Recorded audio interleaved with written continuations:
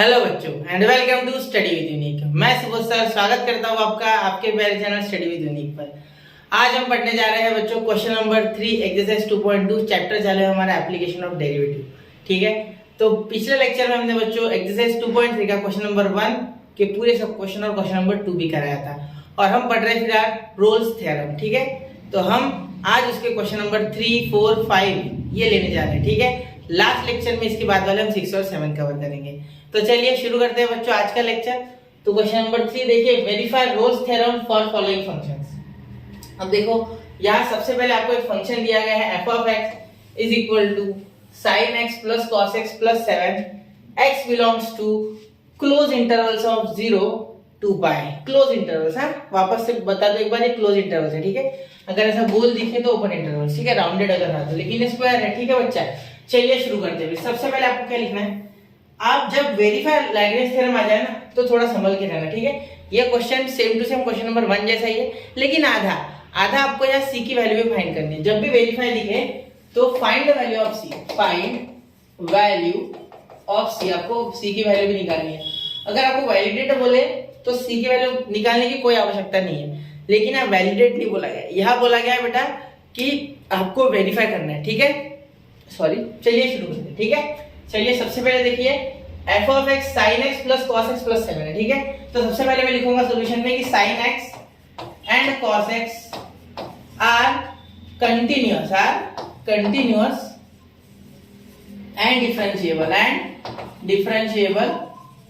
ठीक है, on their domains, उनके डोमेन्स के लिए वो कंटिन्यूअस भी और डिफरेंशिएबल भी है।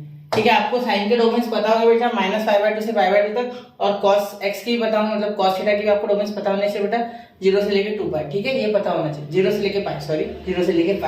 क्लियर, चलिए चलते आगे। अब यहाँ तक हो गया, इसका काम नहीं था हमें, मैंने सिर्फ ऐसे बताया क्योंकि ट्रिग्नोमेट्री में ये चीजें सारी यूजफुल है।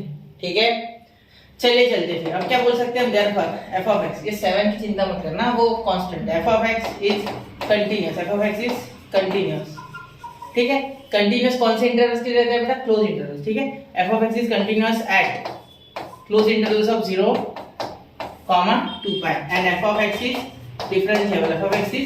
डिफरेंशिएबल, ठीक है, differentiable at open intervals 0, 2π। Clear, यहाँ तो हो गया। अब इसमें सेम टू सेम वही मेथड कर रहे हैं, आपको समझ में आ रहा होगा, ऐसे लिखता था मैं। इसके बाद हम क्या लिखेंगे आपको ऑलरेडी पता है। इसके बाद हम डालेंगे एक बार a की वैल्यू क्या है हमारे पास 0, ठीक है, और फिर b की डालेंगे। ठीक है, a is equal to 0 and b is equal to 2π, ये डालने वाले हैं। ठीक है, तो अब देखो बेटा यहाँ क्या हो जाएगा, f ऑफ x की जगह क्या डाल देंगे, a डाल देंगे। ठीक है, x की जगह a डाल देंगे। क्लियर, x की जगह a डाल देंगे, तो a की वैल्यू क्या है, a की वैल्यू ऑलरेडी 0 है तो 0 डाल देते हैं। ठीक है, ये डालने की कोई आवश्यकता नहीं है, डायरेक्टली 0 डाल देते तो यहाँ हो जाएगा sin 0, ठीक है, प्लस cos 0 प्लस 7। ठीक है, ऐसे लिख लो पहले स्टार्टिंग में और भी, फिर एक बार a डाल लो, फिर एक बार b डाल लो। ठीक है, वरना आप पहले a लिख के फिर यहाँ b इज इक्वल टू 2π लिख के वापस से करो। ठीक है, वो भी चलेगा। तो यहाँ हो जाएगा sin 0 0 बेटा, या cos 0 1 और ये 7, sin 0 0 होता है ना, देखो यहाँ और यहाँ sin 0 होता है, मतलब 0 पे और 180 पे, और cos 90 और 3π/2 पे, मतलब 90 और 270 पे क्या होता है, 0 होता है। क्लियर, चलिए यहाँ देखिए इसकी वैल्यू क्या आ गई बेटा 0, इसकी वैल्यू क्या आ गई बेटा 1, इसकी आ गई 7, तो आपका आंसर क्या आ गया 8, मतलब आपका f ऑफ 0 क्या आ गया 8 आ गया। क्या आ गया 8 आ गया, इस पे ध्यान देना। ठीक है, अब मैं यहाँ निकालने जा रहा हूँ इधर। ठीक है, इधर मैं निकालता हूँ f ऑफ b यानी f ऑफ a, तो यहाँ f ऑफ b क्या है 2π, क्या है 2π, चाहो तो ऐसे लिख सकते। ठीक है, f of b equal to f of 2π। ठीक है, जिससे कि आपको और अच्छे से कंसीडरेशन हो जाए एक बार, f of a is equal to, ठीक है, आपको अच्छे से और समझ जाएगा। तो f of b is equal to 2π, तो 2π की वैल्यू क्या है, देखो sin 2π cos 2π प्लस 7। ठीक है, तो यहाँ हो जाएगा sin 2π प्लस cos 2π प्लस 7। ठीक है, तो sin 2π क्या हो गया बेटा, sin 2π यानी 0, क्योंकि sin 360 पे क्या होता है 0 होता है। क्लियर, sin 360 पे क्या होता है 0 होता है। क्लियर, चलो तो ये 360 पे 0 है, मतलब ये भी 0, ये cos 360 cos 0 होता है, cos 360 देखो यहाँ से स्टार्ट किया और यही वापस है, तो यही तो 0 पे तो है, 0 और 360 एक ही प्लेस पे होते हैं, ये सिर्फ घूम के आता है 360 0 जगह की जगह।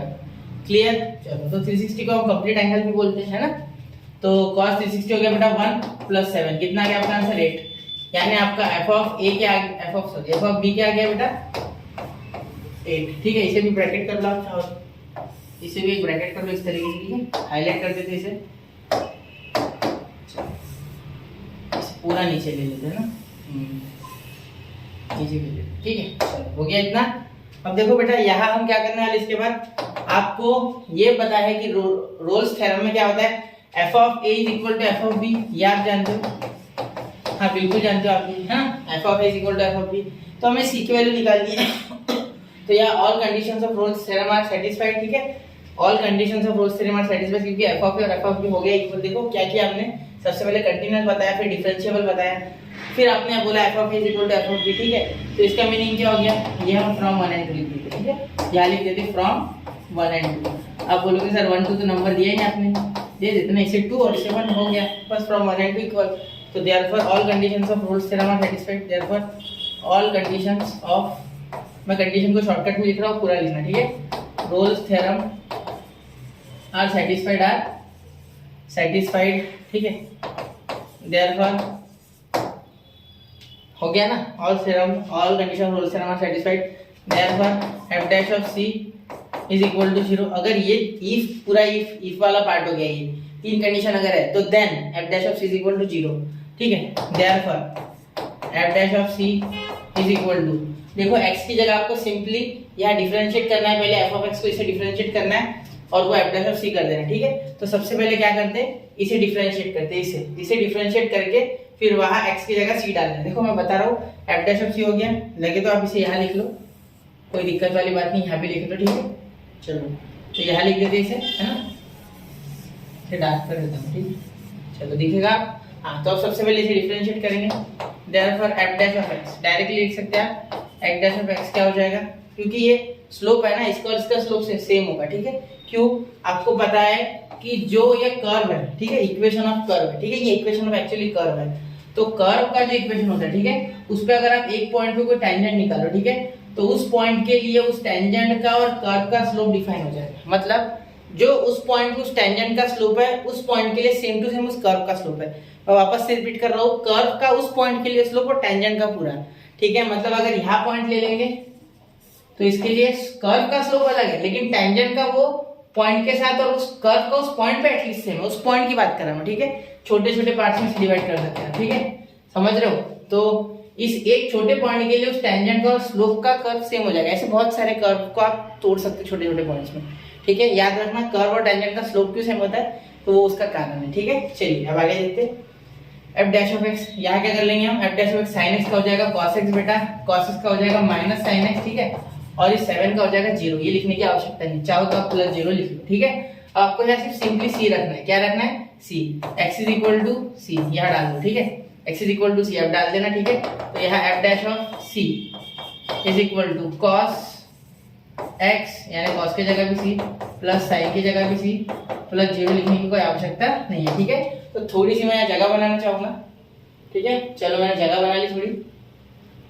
अब ये आएगा थोड़ा आगे लेके आते हैं ना सॉल्यूशन वाला, ठीक है। चलिए अब यहाँ लिख रहा हूँ मैं, यहाँ देखना, यहाँ मैं अभी से लिखूंगा एफ डैश ऑफ सी आपका 0, डायरेक्टली यहाँ 0 डाल देना, एफ डैश ऑफ सी हमारा 0, डायरेक्ट 0 डालते हैं, ठीक है। अब देखो यहाँ कॉस सी और ये साइन सी, तो यहाँ हो गया कॉस सी, ये माइनस आता है, सॉरी यहाँ मैंने माइनस नहीं लिया था, एक मिनट, यहाँ माइनस लिया नहीं मैंने, एक मिनट, सॉरी बच्चों, माइनस लेना चाहिए है, वहाँ माइनस चाहिए, ठीक है। क्यों माइनस चाहिए, क्योंकि ऊपर माइनस है ना, cos x का डेरिवेटिव माइनस sin x, तो माइनस sin c, ठीक है। तो देखो sin c अगर इधर आ गया तो क्या हो गया, sin c is equal to cos c। अब मेरी बात पे गौर करना, ये मैंने डार्क क्यों किया, ये तो मैं सबसे ज्यादा हाईलाइट करना चाहूंगा, ठीक है। क्यों, सुनो, sin c बेटा, sin c और cos c की बात चल रही है, sin और cos की ऐसी कौन सी वैल्यू है जो कॉमन आती है, 45 पे, सिंपल बात है। सुनो सुनो, पूरा टेबल लिखो आप sin का, ठीक है। तो आपको ये मिलेगा कि sin 45 और cos 45 एकदम इक्वल है। दोनों की वैल्यू क्या है बेटा, दोनों की वैल्यू क्या है, याद है, चलो 1/√2, इसीलिए तो tan वहां बनाता है, cos sin इक्वल, इसीलिए अपॉन में equal values sin upon cos होता है tan।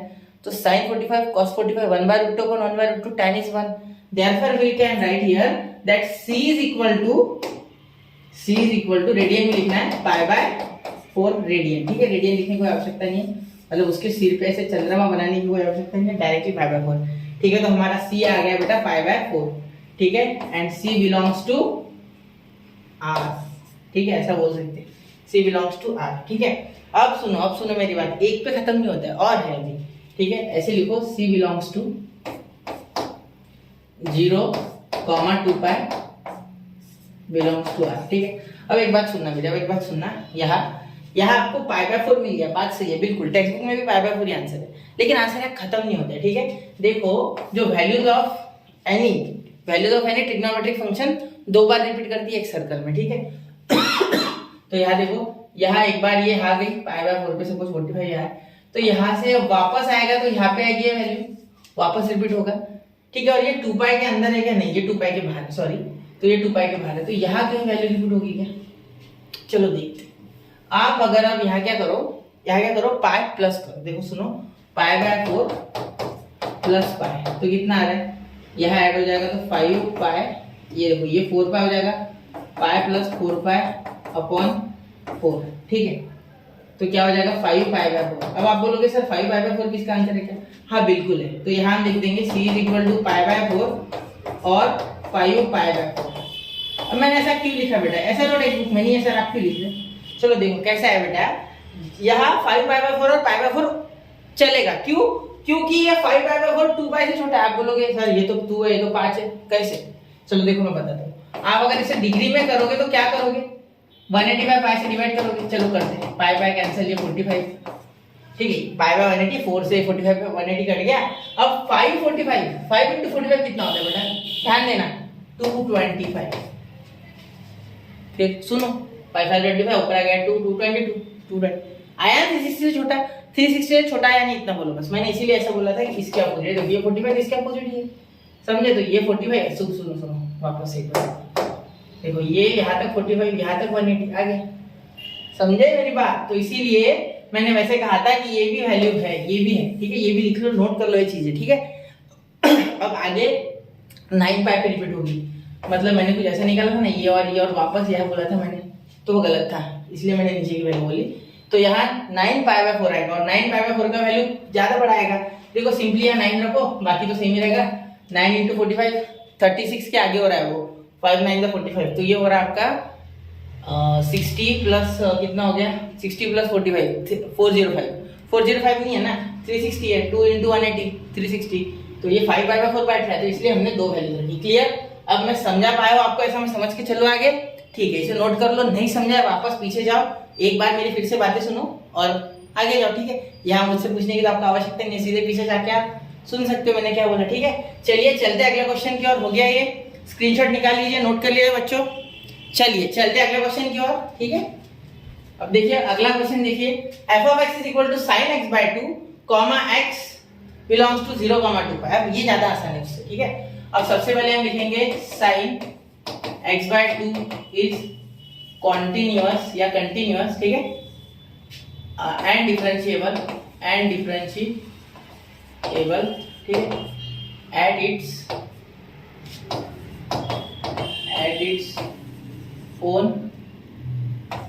या at its own ही बोल देते हैं ना, at its own domain, ठीक है, at its own domain, ठीक है। ये डिफरेंशिएबल और कॉन्टिन्यूअस भी है at its own domain, ठीक है।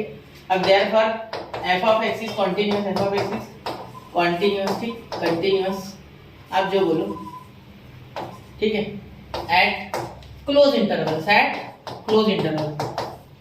and f of x is differentiable, ठीक है। अब डी आई डबल एफ लिखूंगा मैं कैसे, एट ओपन इंटरवल, ठीक है, बिल्कुल। अरे ये क्या कर दिया मैंने, उल्टा कर दिया। वैसा भी होता है बेटा, जैसे मैंने भी सही निकाला, वो आपने 11th में पढ़ा होगा फंक्शंस में और सेट्स में, लेकिन यहाँ सिंपल अपने को ओपन या क्लोज, ये क्लोज ये ओपन, ठीक है। क्लोज में क्या होता है, ये दोनों वैल्यूज भी इंक्लूड होगी, ओपन में नहीं होगी, ठीक है। ओपन में सिर्फ बीच वाली। चलिए हो गई ये बातें, चलते आगे। हो गया इतना, चलो अब आगे क्या करते हैं, हम ए की वैल्यू लिखते हैं, बी की वैल्यू लिखते हैं, ठीक है। तो a इज इक्वल टू 0 बेटा and b is equal to 2 pi, ठीक है, ये हमें पता है, a is equal to 0 and b is equal to 2 pi. अब f ऑफ x क्या है बेटा, f of x is equal to sine x by two, ठीक है। आप पहले भी लिख सकते चाहो तो ये, ठीक है, कोई दिक्कत नहीं है। तो एफ ऑफ जीरो क्या हो जाएगा, अब चाहो तो एफ ऑफ ए ऐसे, F of A is equal to ऐसा लिखोगे तो ज्यादा अच्छा रहेगा मेरे हिसाब से, क्योंकि आपको समझने में आसानी है ना, आपकी आसानी ही हमारे लिए इंपॉर्टेंट है। तो एफ ऑफ जीरो, चाहे कोई भी टीचर हो, बच्चे को समझना चाहिए, ये उसका मेन एम होता है, ठीक है, मैं हूँ चाहे कोई भी हो, ठीक है। तो ये हो गया साइन जीरो, और साइन जीरो आता है बेटा जीरो, बस हो गया। कितना आसान था ना, 0.2, जीरो को किसी भी नंबर से डिवाइड करो, ठीक है, तो सीधा आंसर जीरो।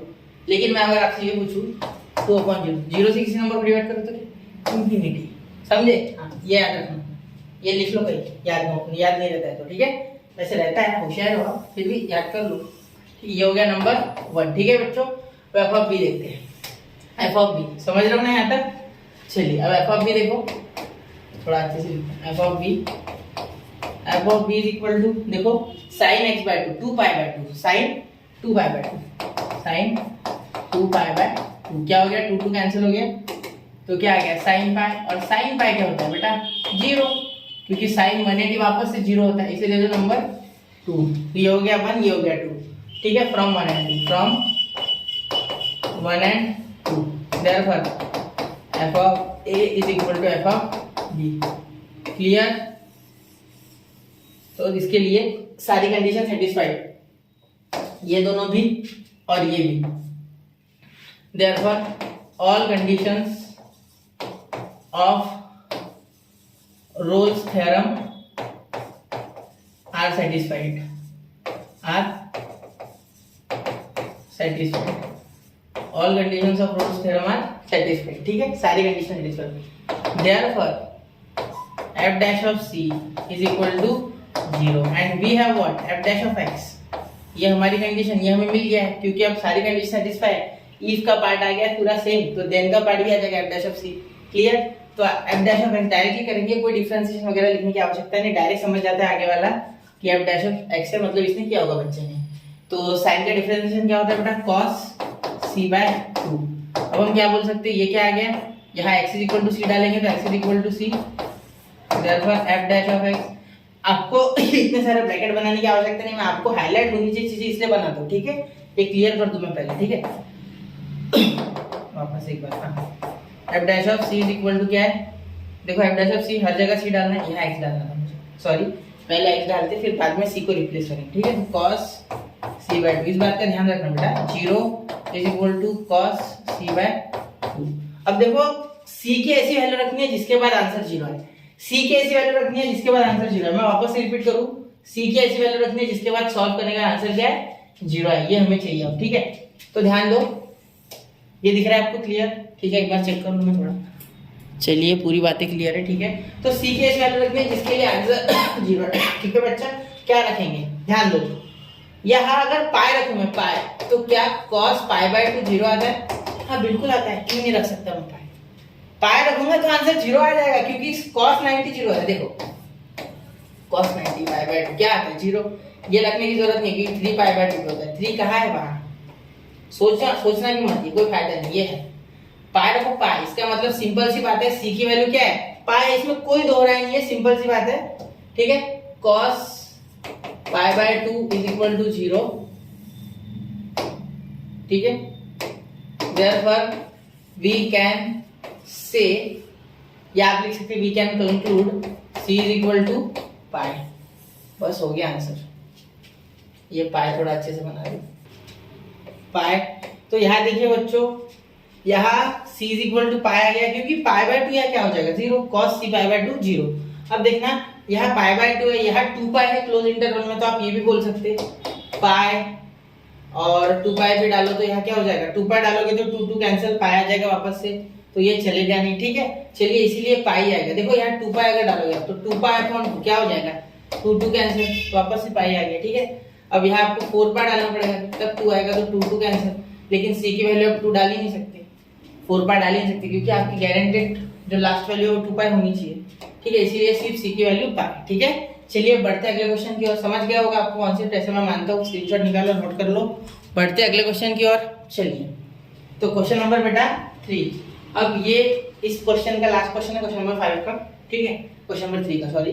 तो यहाँ x² - 5x + 9 x belongs to 1,4। अब देखो यहाँ सबसे पहले क्या लिखना है आपको, F of x is a polynomial, ठीक है।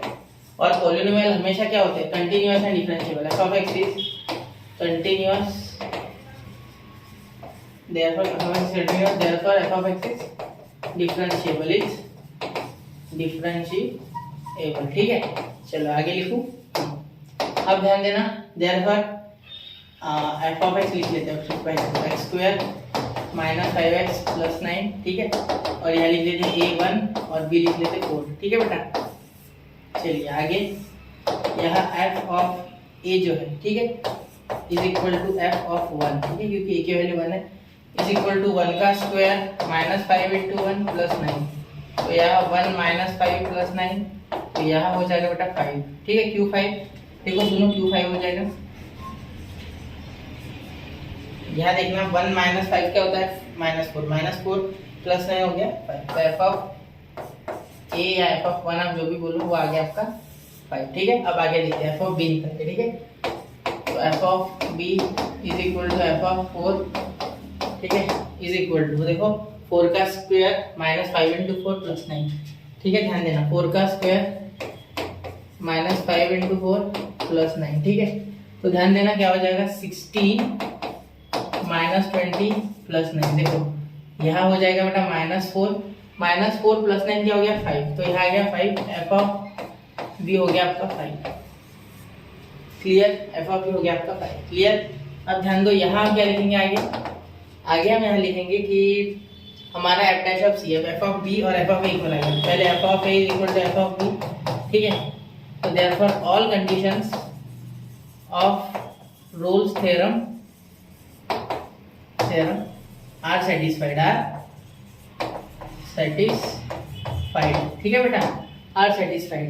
देयरफॉर अब क्या लिखेंगे, therefore F dash of C is equal to 0 and what is F dash of X, पहले तो एफ डैश ऑफ एक्स लिखेंगे, इसे हाईलाइट कर लेते, ठीक है। अब एफ डैश ऑफ एक्स क्या है बेटा, 2x माइनस 5, 9 का 0 और x का 1 आ जाएगा तो 5, ठीक है, 5 बार, तो 2x माइनस 5। मैं सोच रहा हूँ कि आपको डिफरेंशिएशन आता है, ठीक है, बेसिक ये चीज है, बहुत आसान डिफरेंशिएशन है। पहले जो लेक्चर था हमारा 1.1 उसी में इस टाइप के क्वेश्चन थे, इससे भी मुश्किल थे वो, तो ये तो और आसान है, ठीक है। अब ये देखो, यहाँ x इज इक्वल टू सी को रिप्लेस करेंगे तो क्या हो जाएगा, ध्यान देना। यहाँ लिखता हूँ मैं x इज इक्वल टू सी को रिप्लेस करके, मैं यहाँ एरो बना लेता हूँ, चाहिए तो देखो f of c, f dash of C is equal to, यहाँ सी रिप्लेस किया मैंने, ठीक है, 2c minus 5, therefore 0 is equal to 2c minus 5, therefore c is equal to minus से उधर जाके प्लस 5, ये 2 यहाँ मल्टीप्लाई उधर जाके डिवाइड, तो c आ गया 5/2, हो गया आंसर। कितना आसान था ना बेटा। चलिए ये सबसे आसान है ना। चलिए बढ़ते अगले क्वेश्चन की ओर, इसका स्क्रीनशॉट निकालो और ध्यान से देखो, सारे क्वेश्चंस मुश्किल नहीं है कोई भी क्वेश्चन, सिर्फ आपको थोड़ा बहुत मैनिपुलेशन और बेसिक मैथ्स, ठीक है। चलते अगले क्वेश्चन की ओर, जल्दी निकालिए स्क्रीनशॉट, नोट कर लीजिए। चलिए बढ़ते अगले क्वेश्चन की ओर। तो चलिए बच्चों नोट कर लिया, बढ़ते अगले क्वेश्चन की ओर, क्वेश्चन नंबर 4। अब देखिए क्वेश्चन नंबर 4 क्या कहता है, if Rolle's theorem holds for the function f of x, कुछ फंक्शन दिया polynomial, x belongs to 1,3 with c 2 + 1/3, c की वैल्यू इस बार दी है, find the value of p and q, ठीक है। रोल्स थ्योरम होल्ड कर रहा है, मतलब इस फंक्शन के लिए रोल्स थ्योरम वैलिड है for the interval x belongs to 1,3, ये अंडरलाइन करना है, ठीक है। और c की वैल्यू हमें दी गई, ये हो गई c की वैल्यू, ठीक है।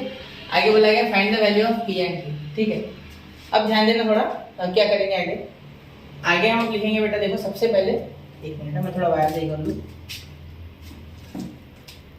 ठीक है, चले आगे, ठीक है। देखो यहाँ सबसे पहले F of x is equal to x cube plus p x square plus q x plus 5, ठीक है, ये हो गया आपका, ठीक है।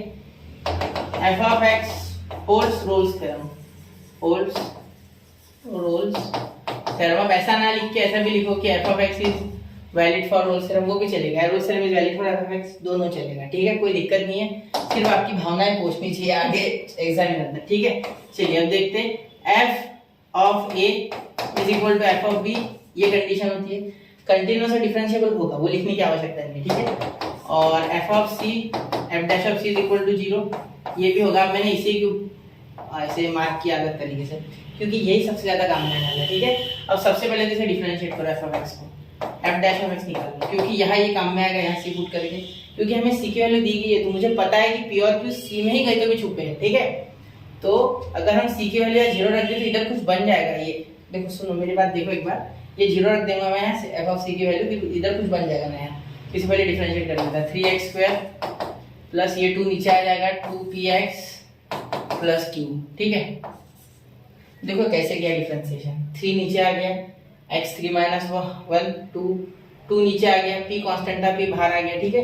तो यहाँ बन गया 2x डिफरेंशिएट करने के बाद, क्योंकि 2 माइनस 1 बचा, x का पावर 1 और ये 2x, p बीच में रख दिया 2ps, ठीक है। x को x ने बाहर भेज दिया, क्योंकि x क्या है, x एक वेरिएबल है तो वो खुद कुर्बान हो गया, उसके लिए dx/dx 1 हो गया, q आ गया बाहर, और 5 का 0 लिखना होगा तो आप लिख सकते हैं, मैं तो नहीं लिख रहा हूँ, ठीक है। समझ गया? चलो, नहीं किसी बच्चे को कंफ्यूजन होता है इसलिए बताना था, ठीक है। आगे बताओ, चलो अब देखो x = c डाल दो, सिंपल बात है। तो therefore f' of c = 3c² plus 2pc plus q, ठीक है। इतना हो गया। अब देखो ध्यान से, अब यहाँ क्या करेंगे हम, यहाँ इसकी वैल्यू हमें पता है क्या है, 0, इसे नंबर 1 दे देते हैं, यहाँ फ्रॉम 1 लिख देंगे, ठीक है। Therefore 3c² plus 2pc plus q = 0 from 1। अब देखिए बच्चा, यहाँ आगे क्या कर सकते हैं। अब ये आपको एक क्वाड्रेटिक इक्वेशन दिख रहा है क्या? हाँ बिल्कुल, और आपको c की वैल्यू पता है, ठीक है। यहाँ 2 तरीके करने के, या तो आप c की वैल्यू इसमें डालो और बहुत बड़ा कैलकुलेशन करो, ठीक है। ये सिंपल सी बात है कि आप यहाँ एक सिंपल फॉर्मूला लगाओ, जो कि आप जानते हो क्वाड्रेटिक इक्वेशन में फॉर्मूला मेथड से सॉल्व नहीं होगा। 3 2 3 1 3 होता है, 3 के ऐसे कोई फैक्टर नहीं है जिसके एडिशन 2 है, क्योंकि यहाँ +2 है, ठीक है। और इनका मल्टीप्लाई भी पॉजिटिव आ रहा है, तो मैं यहाँ कुछ प्रोडक्ट भी पॉजिटिव आ रहा है, तो -3 होता तो मैं कुछ जुगाड़ कर लेता, ठीक है। चलिए, होता भी नहीं जुगाड़ वैसे भी। देखो आपको फॉर्मूला मेथड आपके पास है, जो कि है x = -b plus minus √b² - 4ac/2 है, ठीक है। ये अपॉन से इधर तक सीमित है, ये x के लिए नहीं है ये, ठीक है। खत्म कर देता हूँ, रुको 1 मिनट मिटा देता, चलो इतना ही बस है, ठीक है। चलो अब देखो, अब यहाँ कुछ इस तरीके से लगाएंगे, यहाँ a हो जाएगा आपका 3, आपका b हो जाएगा 2p और आपका c हो जाएगा यहाँ q, ठीक है। ये देखो मैं हर एक के लिए अलग अलग बॉक्स बना देता हूँ, समझ गए। चलो बीच में कॉमा भी लगा देता हूँ, क्लियर। चलो तो अब यहाँ हमें कुछ इस तरीके से करना है। तो यहाँ देखो, सबसे पहले तो हम यहाँ हमें क्या पता है, यहाँ ठीक है। देखो सबसे पहले c = क्या हो जाएगा, -b, यानी b यानी 2, तो 2p का -2p है, ये -2 अंदर हो जाएगा 2p का स्क्वायर, क्योंकि b² है तो 2p का होल ब्रैकेट स्क्वायर, ठीक है। प्लस -4 × a कितना है 3, ठीक है। और बाद में c कितना है बेटा q, ठीक है, अपॉन 2a, 2 × 3 2 × 3, जो कि डायरेक्टली लिख सकते हैं 6। और ये 6 क्या मैं दोनों में बांट सकता है, मैं बताऊंगा क्यों बांटना है। चलो लिख ही देते हैं पूरा 6, ठीक है। अब c की वैल्यू डालते तब बांटेंगे, क्यों बांटेंगे बता रहा हूँ। देखो 2 + 1/√3, ठीक है, = -2p/6, ठीक है, प्लस माइनस √ ये हो गया 4p² - 12q/6।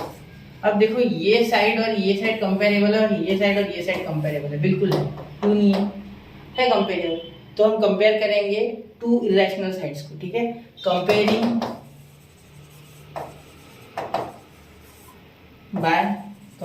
वी गेट हमें क्या मिला कंपेयर करने के बाद। थोड़ा मैं सिर्फ छोटा करूँगा क्योंकि जगह की ज़रूरत है हमें, ठीक है। तो देखो यार क्या हो जाएगा, बाय कंपेयरिंग, ये मिटा दूँ, ठीक है। बाय कंपेयरिंग वी गेट क्या मिला हमें, देखो सबसे पहले हमें यहाँ मिल गया, इधर लिखूंगा मैं दोनों, ठीक है। यहाँ मैं p निकालता हूँ, यहाँ मैं q निकालूंगा, ये p, फाइंड p, आपको ऐसे लिखना पड़ेगा, आपको अच्छे से लिखना है, फाइंड p और फाइंड q, ठीक है। चलो तो यहाँ फाइंड p, यहाँ फाइंड q, ठीक है। अब देखो p कैसे फाइंड होगा, p बड़े आसानी से हो जाएगा, 2 = -2p/6, p = -2p/6, तो p मिल गया। देखो p नहीं 2 है, क्या लिख दिया 2 देखो ये 2 इससे कंपेयर होगा इससे, ठीक है। देखो 2 = -2p/6, सब ध्यान देना है, 12 हो जाएगा ये, और ये अपॉन में चले जाएगा -2 p, ठीक है। ये 6 यहाँ मल्टीप्लाई, ये 2 नीचे चलेगा तो माइनस, तो ये माइनस नीचे नहीं रहता है, 2 6 तो -6, ठीक है, आ गया -6, p मिल गया। अब क्यों निकालना हलवा है, यहाँ p डालोगे तो भी आएगा, लेकिन कंपेयर करके शॉर्टकट हो जाएगा। देखो क्योंकि 2 की वैल्यू है ना बहुत बड़ी है, c की वैल्यू बहुत बड़ी है, उसे सॉल्व करोगे तो मुश्किल हो जाएगी एग्जाम में, ठीक है। तो ये ट्रिक है, ठीक है, 1/√3 ये सीखा है आपने इससे पहले, ठीक, कंपेयरिंग वगैरह। तो ये हो गया √4, पी की वैल्यू क्या है बेटा, पी की वैल्यू -6 है, तो इंटू -6 का स्क्वायर, ठीक है, -12 इंटू क्यूब अपॉन 0.6, ठीक है। दोनों साइड स्क्वायर कर लेते हैं ना, ये रूट हट जाएगा और ये भी रूट से बाहर हो जाएगा। तो यहाँ 1/3 इज इक्वल टू रूट हट गया, तो ये वैसे भी -6 का स्क्वायर यानी पी का स्क्वायर 36 4 सा 34 सा 120 6 4 सा 24 120 + 24 144, ठीक है, ऐसे करना होता है। ये आ गया 144 माइनस 12 की अपॉन 6 बेटा, ठीक है। यहाँ देखिए अब आप दोनों साइड स्क्वायर किया था हमने, तो यहाँ भी 6 की जगह 36 आता है, ठीक है। ये भूलना मतलब ये 3 से कितने बार कटता है, 36 12 पे कटता है, ठीक है, डायरेक्ट काट लो। अब ये 12 इधर आ जाएगा, तो 12 ऊपर आ गया, तो 144 माइनस 12 क्यूब, ठीक है। आप चाहो तो 12 को डायरेक्ट उधर ले जाके माइनस भी कर सकते हो, उधर नहीं समझा चलो छोड़ो। देखो क्या हो जाएगा, यहाँ ये इधर आ गया माइनस, तो यहाँ हो जाएगा -136 इज इक्वल टू -12, ये इधर आके माइनस, या आप इसे इधर लेके 12 उधर लेके, ठीक है। तो ये 12 पे कट गया, माइनस माइनस कैंसिल, 11 पे कटा, मतलब क्यू आ गया आपका 11, हो गया आपकी वैल्यू। पी है आपका -6 और क्यू है आपका 11, ठीक है। चलिए बच्चे समझ गए हमने पी की वैल्यू निकाली है -6 और क्यू की वैल्यू मिल गया 11, ठीक है। चलिए बढ़ते अगले क्वेश्चन को, इसका स्क्रीनशॉट निकाल लो, हो गया, नोट कर लो 1 2 3, तो नोट कर लिया बच्चों। चलिए बढ़ते अगले क्वेश्चन की ओर।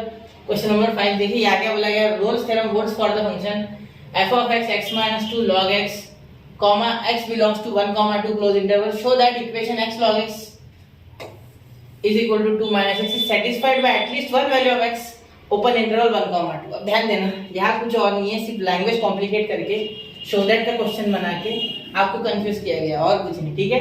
सबसे पहले देखिए बोला गया है कि रोल्स थ्योरम होल्ड कर रहा है, इसके लिए क्लोज इंटरवल 1 comma 2 शो ये करना है, और वैल्यू 1 comma 2 इसका ध्यान मत देना, ये हो जाएगा, ये satisfied by at least one value of x 1 comma 2। क्या बोला है कि अगर ये शो हो जाएगा तो सिंपल सी बात है सेटिस्फाई हो जाएगा ना। अगर इससे हम ये बना पाए तो सिंपल सी बात है सेटिस्फाई हो ही रहा है, क्योंकि 1 और 2 से बनाएंगे वो चीज, क्लियर। तो रहने दो आप, उसका टेंशन मत लो, इसे छोड़ दो, सीधा आप याद रखो ये, और सीधा जो प्रोसेस करते आ रहे हैं रोल्स थ्योरम की वो करते रहो, ठीक है। चलिए देखते हैं, देखो roles theorem holds for f of x, ठीक है। आप ऐसा भी लिख सकते हैं f of x holds Rolle's theorem, ठीक है। तो यहाँ सबसे पहले क्या लिखेंगे, f of x is continuous, f of x is continuous, f of x is continuous, ठीक है, at close interval 1 comma 2, ठीक है, and f of x is differentiable at open intervals 1 comma 2, clear.